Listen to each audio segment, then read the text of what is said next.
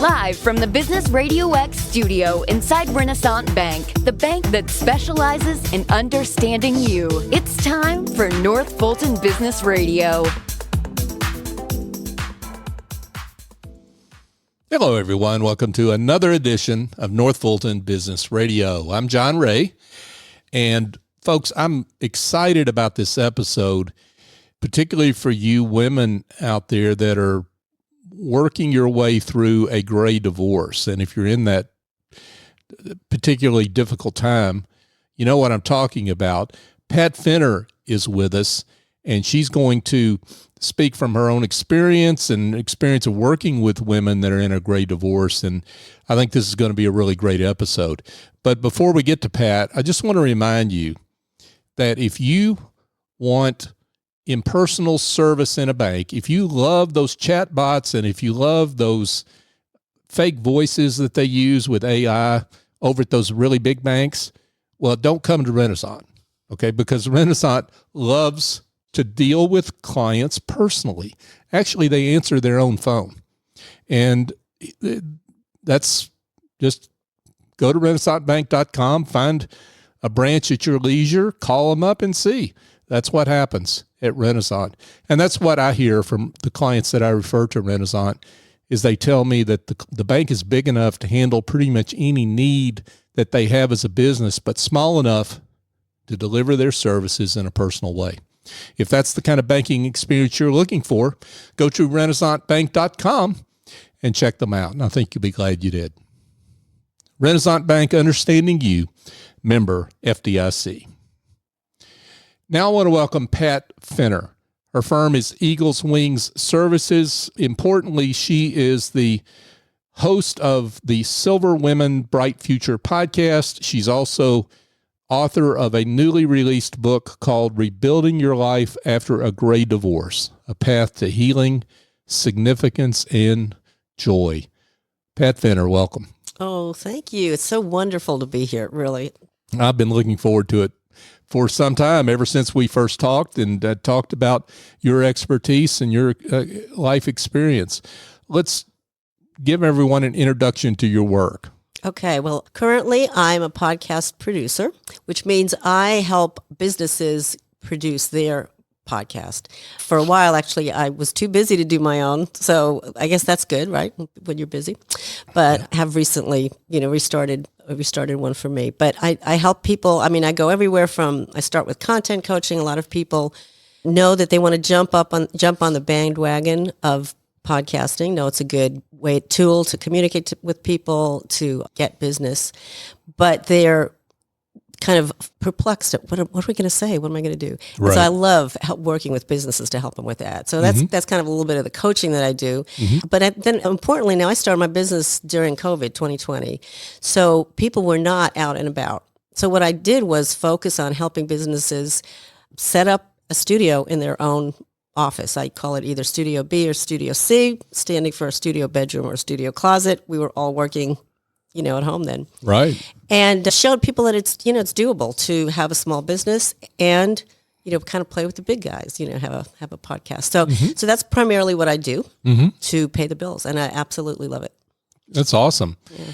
Let's talk a little bit though about the whole idea of a gray divorce and I guess how all your interest there kind of in terms of helping women that are going through a gray divorce, how that started and where that's going for you.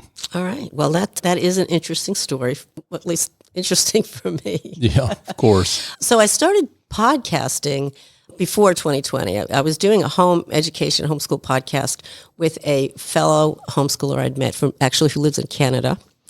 And we did that for about 2 years, and that's where I learned how to do all of the back stuff. Story stuff, and really enjoyed it. Discovered that I absolutely loved doing it. And then she had some things come up in life and she had to stop, and I had some things come up in life and I was like, no, this is a good time to stop. But then a few years ago I was presented with divorce papers, and now I mentioned I did a homeschooling podcast, and I had been a home educator for 25 years, so I had over that. we homeschooled our 5 kids all the way through. So I was not what you would say gainfully employed for all that time, which made my resume very sparse. Okay. And I had these nightmares of being a greeter in Walmart. You know, what am I going to do? Who's going to hire me at my age? I mean, I was late 50s. I was like 59. And it's a tough time to start over. It's a tough time even if you're that age in business, you know. Sure. With ageism. But so anyway, so I had a friend of mine who's a business coach, and she said, well, why don't you do your podcasting thing? She called it your podcasting thing for businesses and charge them. And I hooked up with a couple of podcast coaches that I had known also just, you know, through doing the podcast with the homeschooling podcast. And it just, the doors opened. It was really kind of incredible. I write in my book that I don't believe in coincidences. And this is one of the reasons I don't, you know, that I just happened to have a homeschool podcast, which just happened to give me these tools and skills, which happened to help me launch into a business. And so after the divorce, I was able to, I own my own home and in Atlanta. And this is what I do. And it just all fell into place. It's been kind of really encouraging to watch. Yeah, that's great. But you're extending your work into helping women that are going through a great divorce, right? And there are a lot of women that don't, I mean, as unpredictable and traumatic as your experience may have been, there are a lot of women that have experiences that are even more traumatic, right? Absolutely. I mean, I read about one recently where it was like almost the minute the kids were gone, here come the divorce papers. Maybe that's similar to your story, but I guess the point is that it's like from that male's point of view, the marriage only existed to get the kids ready to be gone, right? Yeah. And so that's quite an emotional shock for a woman who is confronted with that, right? Right. And so you're really, given your experience, you're there to be an empathetic ear for women that are going through that.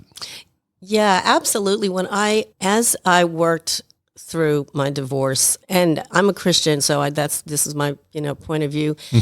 God really put people into my path when I needed them, whether it was, you know, counselors, financial advisors, business owners who would, you know, mentor me, and just when I needed it.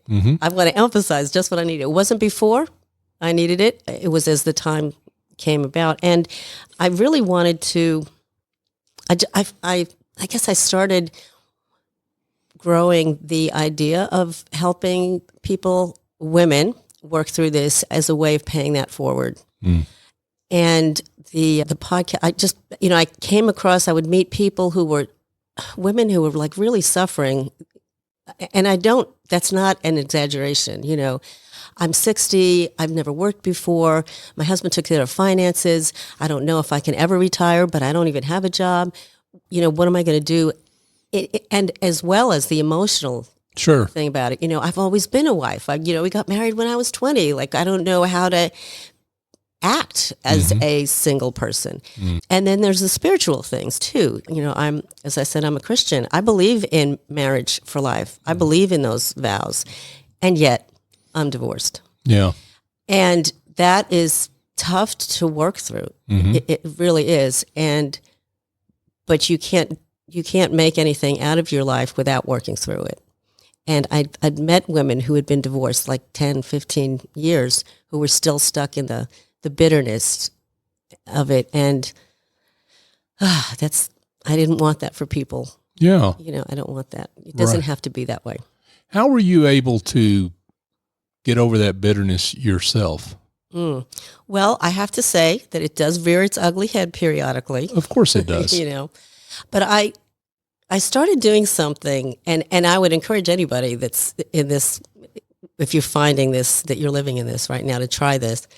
I started looking for 3 things every day to be grateful for, and I'd write them down. I know that sounds very simplistic, but I have a notepad on my phone. It's now, I guess I'm starting my 3rd year of it. And when I look back at them, early on, I remember one day it was like grapefruit juice and the sunshine, like they're really little things. Sure. But what's interesting with gratitude is as you start finding things, even if you're forcing yourself to find them, as you find things to be grateful for, you start finding more. It's definitely, like a snowball. And I mean, now I can write a whole page on things. I go eat 6 or 7 things every morning. And I try to do the first thing in the morning because it gives my mind a framework, a mindset that this is what we're going to do today. We're going to look for things to be grateful for. That helps hugely with bitterness. Yeah. Because how can I be bitter when all these wonderful things are happening to me? When I have all these things to be grateful for? When I have all these ways that God is working in my life? I can't be bitter. Wow. Pat Fenner, folks, she's the author of Rebuilding Your Life After a Great Divorce. Her podcast is Silver Women, Bright Future. So everyone's experience is their own experience, yet there are some commonalities. There are some common challenges. You've mentioned a few of them. Talk about some of those and talk about how your book addresses those challenges. Well, definitely financial is probably the obvious one. Women in my demographic, my age group, very often did not work. Boomers, we got married and we stayed home with the kids. Like, there are always exceptions, but generally speaking, that's how it is. So when, a 60-year-old woman finds herself divorced all of a sudden, and in this era of technology, it's really funny because some people that I know, peers of mine, when I tell them I'm in podcasting, they're like, how do you do that? Like, it's a technology thing. They're Right. like, where do you find them? And it's really funny to get some of the reactions. But so financially, what are we going to do? And we're nearing retirement. So if the divorce settlement was not, how do we say, beneficial to women, which it often isn't. Yes. It's just that's a fact. Right. And we're really, it's a tough situation. And it's very scary. It's very scary to be. Right. But the other big thing for me was also self-image, because I did get married at 25. My divorce came through when I was 59. That's more than half my life that I was married. And all of a sudden I have to figure out, who am I? And what am I going to do with that? Yeah. So that's another big challenge too, is to just, self-image and what can I do? Who am I? Where do I go? Yeah, your identity is tied up in this partnership that you've had for years, and suddenly that's yanked away. Even if you're expecting it. Right. Even Absolutely. if you're expecting it, it's a difficult transition. And I would add, especially if it was I don't like the phrase bad marriage, but if it became clear that things weren't going to work out, and, because we had been in counseling for many years on and off, and the writing was on the wall, and that's what, and I saw that coming. It's still traumatizing. It's still like literally half of my life felt like it was just torn away from me. And while I've been able to make lemonade, and while God has definitely brought the phoenix from ashes kind of thing, it's a hard thing to go through on a lot of levels. And even now I'm just thinking about, oh my gosh, yeah. I'm thinking about them. Yeah. Yeah. It's one of those things, I would imagine. Of course, I don't know, but I would imagine that it's one of those things where you go down the road and then you kind of turn around and look back at that road and it's like, wow, did I really manage to get through all that? I would think it's something like that. Does that make sense? It absolutely does. And that's where the book came from, because I am a big believer in journals. I love journal writing, and I had been writing down these situations, things that I did and people that came into my life and books that I've read or podcasts that I heard or whatever, and started writing them down and realized, gosh, I did these, but wouldn't it have been great if somebody could have led me to these things so I didn't just kind of stumble on them?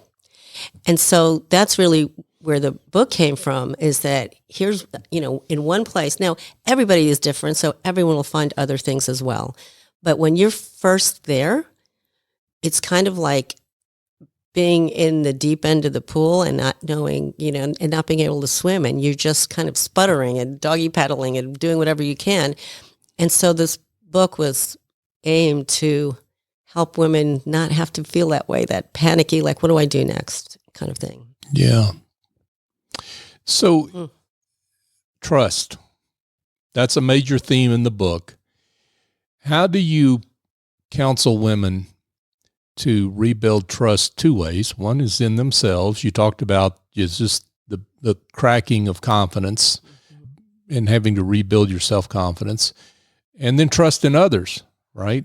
Because that's shattered, even though that trust has come from, in the nature of a relationship, it bleeds over into your entire life, right? Oh, it absolutely does. I mean, it starts with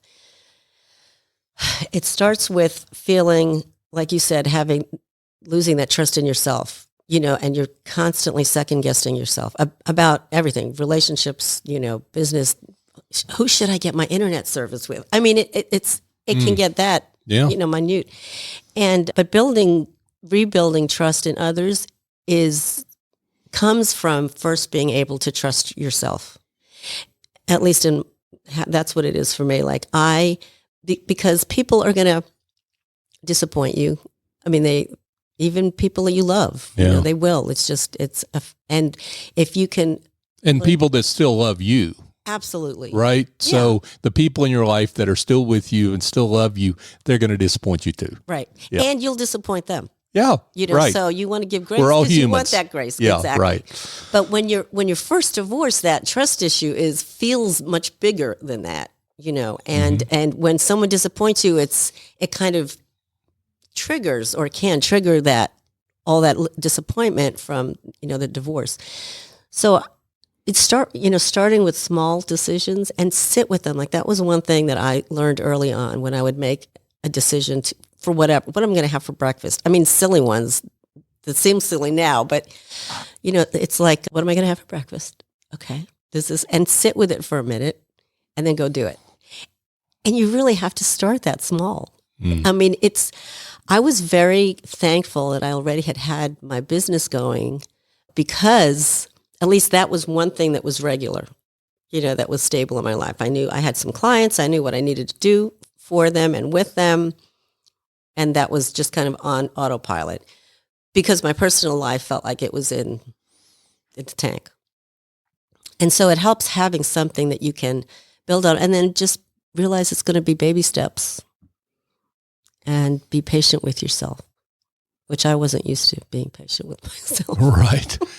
Well, that makes a lot of sense, because you've got that, whether it's clients in a business, your children, your friends, you've got others that trust in you to be there for them. And that trust is reciprocated, right? And that they feed you. If you're open to that, they feed you with the trust that they have in you, right? Right. I would have to say, too, in that friends, to your point about friends, if you, fortunately, or unfortunately, whatever you want to say, my ex and I were not living in the same city. We weren't even living in the same place where we had spent most of our married years. So most of our friends were, friends that knew us from way back. They didn't have to make a choice. Yeah, right. So what I would say, if you can at all find new friends, you don't have to give up the old ones, but your older friends who would know you and your spouse, it's going to be a little awkward, right? Right. But new friends, you're starting from a clean slate. People, not that you need to reinvent yourself, but that you don't have to keep getting mired in that story. They don't know how long you've been divorced unless you tell them. And so they just know you for what you're doing right now. And it really kind of helps to have a new friend, new relationships, and just start from there and work together to build your future. Yeah, that makes a lot of sense because those individuals care about you as you are. They don't view you as a source of someone to pity. Exactly. Right. Or someone, do I know the whole story, or, where, right. I mean, where you're wondering whether that friend is really your friend or not. I mean, was that, I would think that's a thing, right? Yeah. And like people want to know the whole story. And right. so you're constantly feeling like you've got to retell it, and you don't want to, you don't want to. Right. You want to move on. Yes. When people ask me, what happened with your divorce, or why'd you get? I said, I tell them now, I don't really want to talk about it. It's over. It's done with. I've learned a lot of lessons that I hopefully will bring into another relationship, should I choose to enter one. But I'm a better person than I was then. Mm-hmm. And let's move forward. Right. Like I don't feel the need to dredge all that up anymore, which is good. Yeah. What's the role of writing the book, doing the podcast in your healing? You talked about having a journal, but having a journal and writing a book about your experience that is available for purchase at your nearest bookstore, or putting a podcast out there where you're, who knows who's going to listen to this, right? Right. That's an entirely different matter. It is absolutely a different matter, yes. Journaling is a wonderful thing. Exercise, I recommend everybody do it.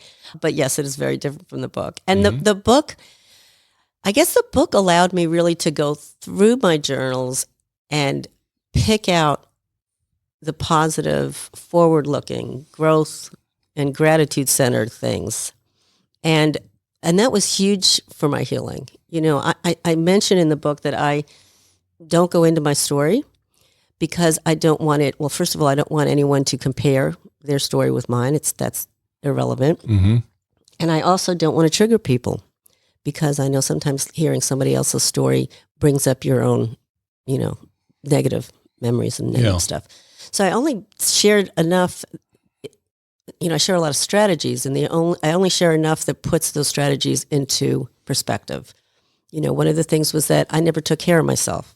So there's a chapter on taking care of yourself and how that can look now, and ways that I did it that were helpful to me to encourage people. And also at the end of each chapter that has a strategy, I have some journal pages, blank pages, so that people can write their own notes, because I'm assuming as they read it, it's going to, bring to mind some things that they can do that might be different, not in the book, but helpful to them.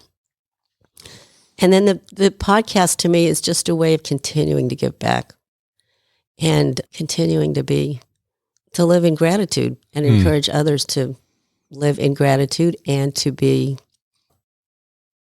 forward thinking. Yeah. Well, it's also hitting, obviously, they're different formats, so you're hitting people at different places. Mm-hmm. So however they want to connect with you, they can connect with you in different ways. Right. Yeah. So that makes a lot of sense. But what is, I mean, obviously you've been a coach in terms of coaching people with their own podcast. Mm-hmm. But how does that experience translate over into working with women who are going through a great divorce? Well, I think the biggest overlap to me is developing the ability to be a good listener. Obviously for podcasting, it's all about podcast editing, especially it's all about listening. But then talking to business owners, and specifically women business owners, and helping them to find their voice, and make their voice heard. There's a hashtag unmute that we learned, that I picked up at a conference I was at, and helping us to unmute ourselves, and mm-hmm. a lot of times we'll feel we're too old for fill in the blank, right? Right. Too old to start a business. I'm too old to start over. I'm too old to date. I'm too old to own my own home, whatever. We're not. It's never too late. You're never too old. And it can be exciting. I mean, there is grief that you go through with divorce. And as you know, as I mentioned, it can be a hit on your, your spiritual life and your self-image. But I don't deny that you're going to feel that way, and that's okay to feel that way. And you may even need to lean into that a little bit, but don't stay there. The past is a reference point. It's not a place of residence. So move forward. Wow. I love that. I had to double clutch and think about what you just said and how that means so much. I think to wherever you are in life, certainly, but certainly to the women that you work with. Mm-hmm. Now, we've talked about the mental, the spiritual, the physical. We haven't talked about the financial yet, and that's a big one. Mm-hmm. And you've entered the world of financial advisory to assist women that are in this predicament. Going through this trauma, and because it is a trauma financially. It is. And you understand what those issues are. So let's talk about some of those problems. Yeah, well, statistically, it's not just will I feel or in my experience, but statistically, women who go through great divorce are at a disadvantage financially, whether it be, income or retirement, resources and things like that. So we are at a disadvantage. When I was divorced, my husband had handled all the investment kind of stuff. All good. I did banking, and he did all the investment big pictures, and he would, including talking to investment, at financial advisors and stuff. And I just was like, okay, he can handle it. Well, I didn't realize how behind the eight ball I was, and I will never forget walking into the office of my current financial advisor, and he asked me a simple question. He was like, "Well, what do you want?" And I'm like, "What do you mean? What do you want?" Like, "Well, what do you want to, for income, for a job? When do you want to retire? What do you want to do? What do you picture your future looking like?" Because those are all questions tied into finances. Sure. And I felt like, what are you asking me these questions for? Like, I couldn't answer them. And bless his heart, I cried. I started crying in the office, and very unprofessional of me. But I said, I can't answer these questions. I don't know what you're talking about. And he's like, well, let's back off, take a breather, have some water. And he helped me work through things to create a plan. And I hated the feeling of crying in a professional office like that. And I felt so inadequate. I felt vulnerable, and all the bad things. It was horrible. And I thought to myself, I don't want women to feel that way. Like, we don't need to. We're smart. I have a college degree. I used to work for IBM. Like, I'm not a dummy. Yeah. And I felt like a total airhead in his office. Like, I had no idea what he was talking about. So that's what started me on, learning for myself, and then realizing I need to share this with women. I need to help them. You don't need to be, this is not one additional trauma you have to subject yourself to. Yeah. Well, and there was no reason for you to feel that way, but you didn't know that at the time, exactly. Right? And so you, having gone through that, are ideally placed to be able to help women that feel that way, and it's not their fault. Absolutely. It's not. But there was so much, I guess, residual trauma still from just, wondering, who am I? Where am I going to go? What am I going to do? Like, what's this life look like now that I'm single? And when he asked me those questions, it was just like, again, does this never end? Right. Well, he's asking questions that are appropriate for a financial advisor to ask, but the problem is what he's hitting at are emotional issues for you at that time, and for women that are in that circumstance. Yeah, what do you mean, who am I? I mean, I'm trying to figure all that out, right? Where am I going? Yeah, if I knew the answer to that, I'd tell you, right? Right. Yeah. Yeah, no, he was totally in line. Yeah. It was my mindset, my Sure. emotional angst at the time that was Yeah. just like, I can't, it's too much. Yeah, right. It makes perfect sense. But this is a journey. Yes. It's a journey.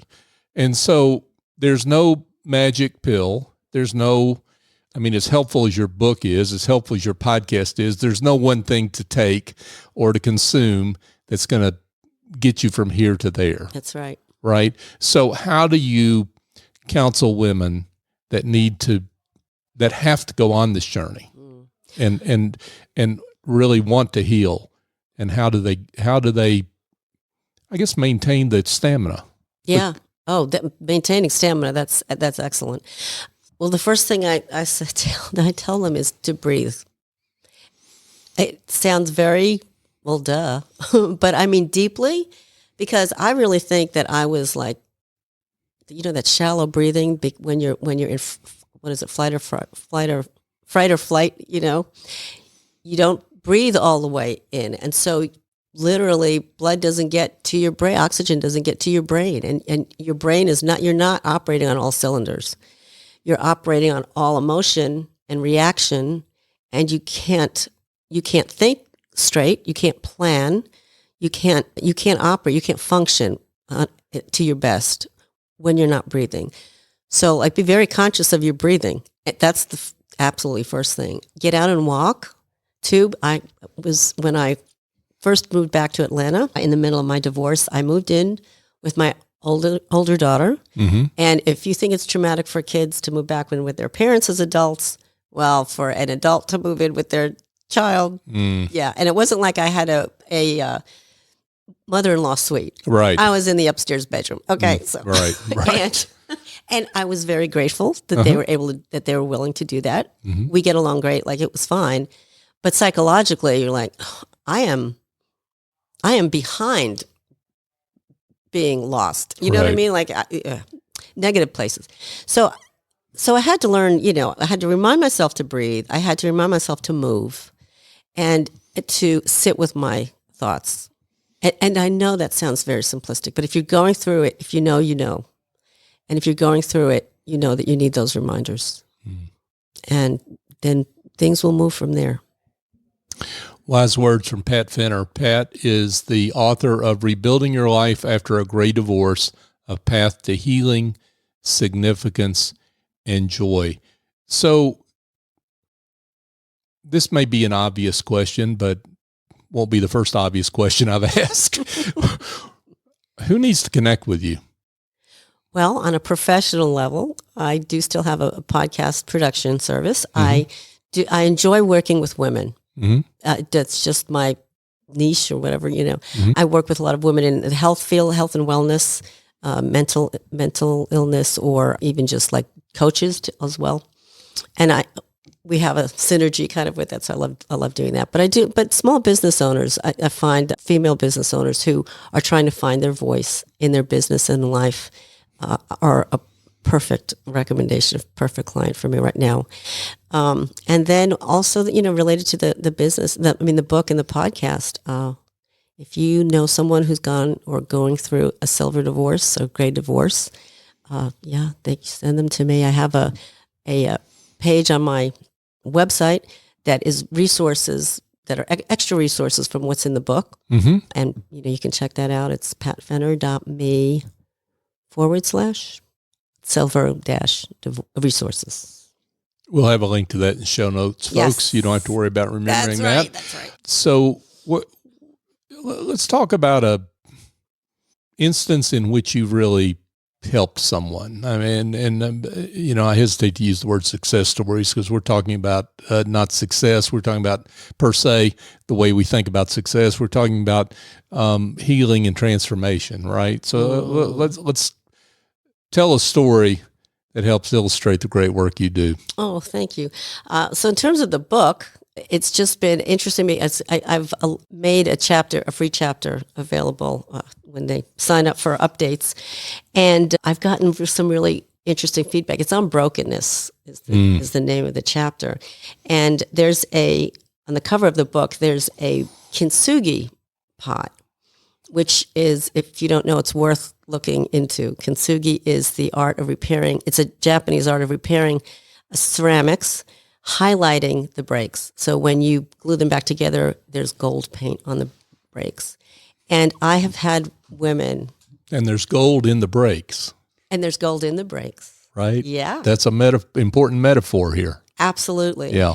And I cannot tell you how many women I've had conversations with.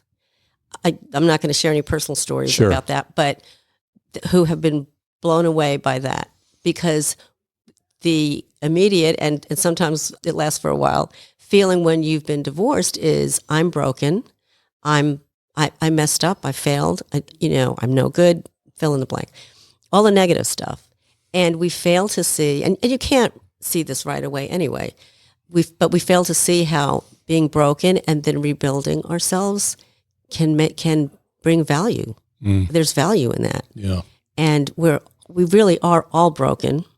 When you're first divorced, you feel like you're the only one, but all of us really are broken. Mm-hmm. And seeing the value in how God experiences karma, all the things, can build that together. And it's amazing. Yeah. So that specific analogy about the kintsugi has really resonated with a lot of people that I've met and talked to. Yeah, that's wonderful. Pat Fenner, folks. Again, her podcast is Silver Women, Bright Future, and the name of her book is Rebuilding Your Life After a Great Divorce, A Path to Healing, Significance, and Joy. Wow, what a conversation. What a great work you're doing. Can I throw something in about the title of that podcast? Bring it on. I came up with that title when of course, Silver Women is a reference to age, but I was not feeling that I had a bright future. And I started like the first 20 episodes in that, pulling things, out of my journal that I had done and lessons I'd learned, everything. But every episode is convincing myself that there was a bright future. So I am there. I mean, I have convinced, I don't know what the future's going to hold, but I know it's going to be bright. And I just want to encourage people who feel like that too, that you don't have a bright future. Yes, you do. Well, thank you for your bravery and courage in sharing your story and using your story as a launch pad to benefit women that are in this circumstance. It's such wonderful work, and I'm just delighted that we're able to shine a light on that work. So thank you for that. Oh, thank you. I want to get to the most important question, though, which is how folks can find you, how folks can find the book and connect with you. Yeah. Well, it's my website is patfenner.me, and then that's mostly podcast related. That's business related. I'm still working on a site, or I will have a link to a section of it that will have all of the great divorce resources. There's a page right there right now. My podcast, of course, is Silver Women, Bright Future on Spotify, Apple, etc. And you can send me an email. hello@patfenner.me. Pat Fenner, folks. Pat, thanks again for joining us, and thanks again for your great work. Oh, thank you so much, John, for this opportunity. It's my pleasure, indeed. Hey, folks, just a couple of quick things before we let you go for today. Speaking of books, if you're a solo or small firm professional services provider, you're a coach, consultant, attorney, CPA, I've got a book out for you, and it's written for you, particularly if you're a little fuzzy on your value, the value you deliver to clients, your business development maybe is a little askew, and you're really upset about your pricing. This book is written specifically for you. It's called The Generosity Mindset, A Journey to Business Success by Raising Your Confidence, Value, and Prices. Go to thegenerositymindset.com to learn more and to learn where to buy the book. Also, I just want to thank you. If you're listening to the show, I want to thank you, because by definition, you're supporting the show, and you and so many others have supported the show in so many ways over the years. This is show number 839, I think, something like that. And we've only gotten this far because of you, because you continue to support us and encourage us in so many different ways. And I'm grateful, because you help us live into our mission to be the voice of business in the North Fulton region and beyond. And that's meaningful to so many people, and I'm grateful for your support. So for my guest, Pat Fenner, I'm John Ray. Join us next time here on North Fulton Business Radio.